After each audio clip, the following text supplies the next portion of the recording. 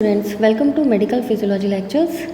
Cardiovascular neural control mechanism को continue करते हुए आज हम मेडुलरी कंट्रोल का लास्ट टॉपिक पढ़ रहे हैं, that is skeletal nerves and muscle role in control of blood pressure. ठीक है, तो चैप्टर स्टार्ट करते हैं। चैप्टर अच्छा लगे, समझ में आए, so please like and subscribe my channel.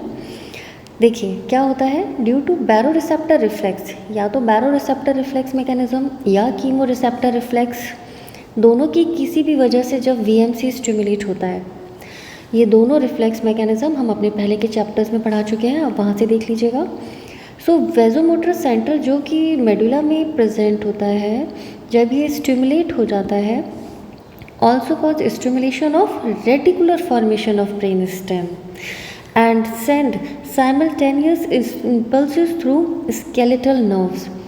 तो जब ये स्टिमुलेट हो जाता है तो अपने साथ में ही रेटिकुलर फॉर्मेशन जो होता है ब्रेन स्टेम में, उसे भी कुछ हद तक ये स्टिमुलेट कर देता है, जिसके साथ में ही इम्पल्स साथ साथ जो है वो स्केलेटल नर्व्स के थ्रू कहाँ पहुँचते हैं, स्केलेटल मसल्स में, स्पेशली कहाँ पहुँचते हैं, एब्डोमिनल मसल्स में, that cause contraction of abdominal muscles.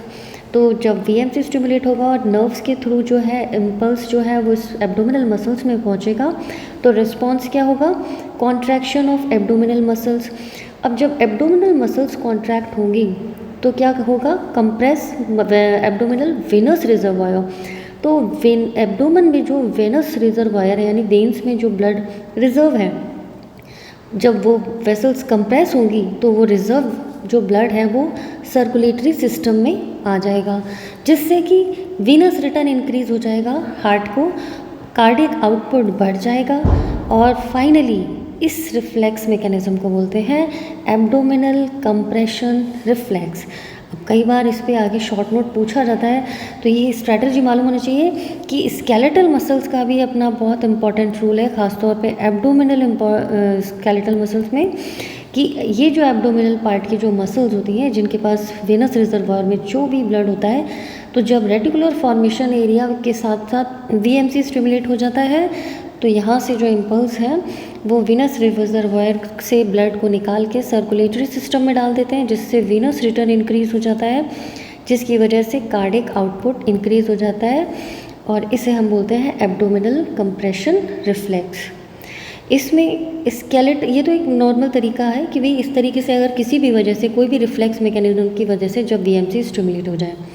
लेकिन अगर एक्सरसाइज कोई हो रही है, सपोज बॉडी कोई एक्सरसाइज कर रही है, तो ड्यूरिंग एक्सरसाइज के टाइम पे स्पेशली लिम्ब मसल्स कॉन्ट्रैक्ट, तो यहाँ आप क्या ध्यान रखना है, जब बैरोरिसेप्टर और कीमोरिसेप्टर रिफ्लेक्स मैकेनिज्म के थ्रू वीएमसी स्टिमुलेट हुआ था, तो ये क्या करवाएगा, एब्डोमिनल कंप्रेशन रिफ्लेक्स। लेकिन जब एक्सरसाइज की बात आए तो स्पेशली जो है लिम्ब मसल्स कॉन्ट्रैक्ट होती हैं, ये कंप्रेस करती हैं अपना venous reservoir, cause translocation of more blood from peripheral vessels into the heart and lungs and finally increase cardiac output। तो जो कार्डियक आउटपुट जब बढ़ जाएगा तो ब्लड को, जो मसल्स को जो अवेलेबिलिटी है वो और बढ़ती चली जाएगी, जिससे ऑक्सीजन डिलीवरी और न्यूट्रिएंट्स की डिलीवरी जो है वो इजीली बॉडी को एक्सरसाइज के टाइम पे अवेलेबल हो जाएगी। So this is very important and very minute level role of exercise skeletal muscles and very special role in baroreceptor reflex mechanism via abdominal compression reflex। तो exercise के time body cardiac output कैसे maintain करती है, इस तरह से, और जब बैरोरिसेप्टर रिफ्लेक्स और कीमोरिसेप्टर रिफ्लेक्स मैकेनिज्म के थ्रू वीएमसी स्टिमुलेट हो, तो ये स्केलेटल मसल्स का क्या रोल आता है, वो एब्डोमिनल कंप्रेशन रिफ्लेक्स के थ्रू कार्डियक आउटपुट को बढ़ाने का काम करते हैं। So this is all about skeletal nerves and muscles role in control of blood pressure। Finally cardiac output बढ़ जाता है, blood pressure increase हो जाता है, ठीक है, heart rate increase हो जाती है। तो इस तरह से कोई भी शॉर्ट नोट या एमसीक्यू क्वेश्चन है तो आप ये अपनी बात इसमें रख के स्पष्टली समझा सकते हैं। So this is all about CNS neural control and chapter अगर पसंद आए, समझ में आए, so please like and subscribe my channel. अगले चैप्टर्स के लिए हम वापस कंटिन्यूशन में जुड़े रहेंगे। इसी तरह की और मेडिकल फिजियोलॉजी के चैप्टर्स पढ़ने के लिए हमारे साथ जुड़े रहिए। Wish you all the best, good luck to you. मेरे नोट्स टेलीग्राम लिंक पे अवेलेबल है, आप ज्वाइन कर सकते हैं। Thank you.